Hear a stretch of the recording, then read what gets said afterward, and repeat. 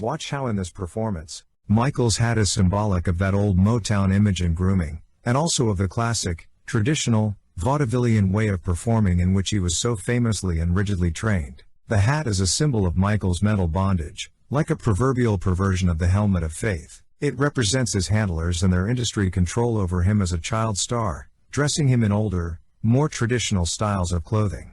He casts aside the hat as a symbol of the old-school fashion and training given to him by his adult handlers, as well as their parental and religious control over him, and he looks at the hat, to confirm its significance, and then, he flippantly flings it aside, artistically taking control, and affirming his Crowley-influenced new liberty, grabbing his crotch with the devil's horn sign, symbolizing that he is owning his perversion as a part of his mistaken liberation, just as Aleister Crowley deceptively taught. Remember how former Witch and Zodiac Records affiliate, John Todd, of the infamous Collins bloodline, reported that all top music producers must become witches. Then of course, there is the songwriter's secret. As infamous and prolific as Rodney Temperton and Quincy Jones both were in the writing and composing departments, it would stand to reason that they both knew the ancient black craft. Crowley was a huge influence on legendary musicians such as the Beatles, who displayed their reverence for the 18th century occultist and Illuminati influencer on the back of the cover of their iconic album, Sgt. Pepper's Lonely Hearts Club Band.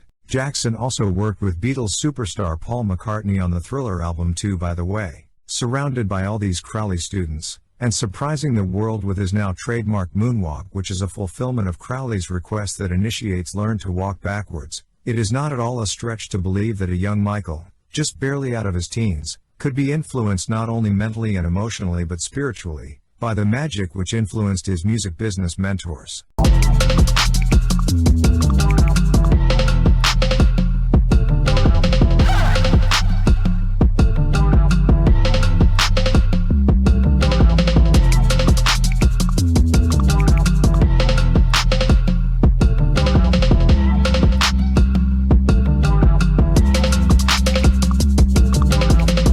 Seizing almost total control of his creative career, the dynamic singer would part ways with Jones and Temperton.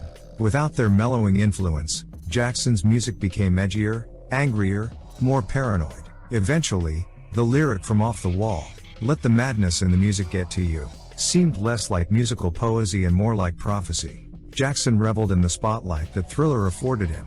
Temperton evaded it.